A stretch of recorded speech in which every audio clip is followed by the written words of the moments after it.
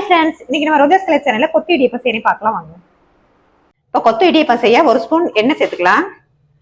ஒரு ஸ்பூன் நெய், நல்ல ரிச் டேஸ்ட் கிடைக்கும், அதுக்காண்டி நெய் சேர்த்துருக்கேன். விருப்பம் இல்லைன்னா ஸ்கிப் பண்ணிக்கலாம். நல்ல எண்ணெய் நெய் காஞ்ச பிறகு கடுகு உளுந்து சேர்த்துக்கலாம். இப்போ கடுகு உளுந்து நல்லா வெடிச்ச பிறகு கடலைப்பருப்பு சேர்த்துக்கலாம். அடுத்ததா பச்சை மிளகாய், ஒரு பச்சை மிளகாய் சேர்த்துருக்கேன். நிலக்கடலை பருப்பு சேர்த்துக்கலாம். அடுத்ததா கருவேப்பிலை நல்லா வறுத்து விட்டுக்கலாம். அடுத்ததா தேங்காய் பூ துருவுனது இதை சேர்த்துக்கலாம். நல்லா லைட்டா வதக்கி விட்டுக்கலாம். கலர் மாறிடாம லைட்டா வதக்கிக்கலாம்.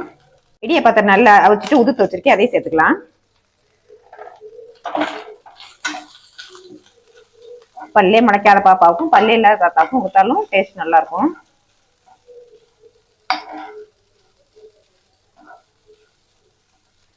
நம்ம செஞ்ச இடியப்பம் ஜம்முன் ரெடி ஆயிடுச்சு.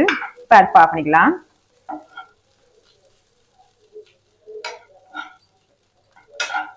இடியப்பத்தை பவுலுக்கு மாத்திக்கலாம்.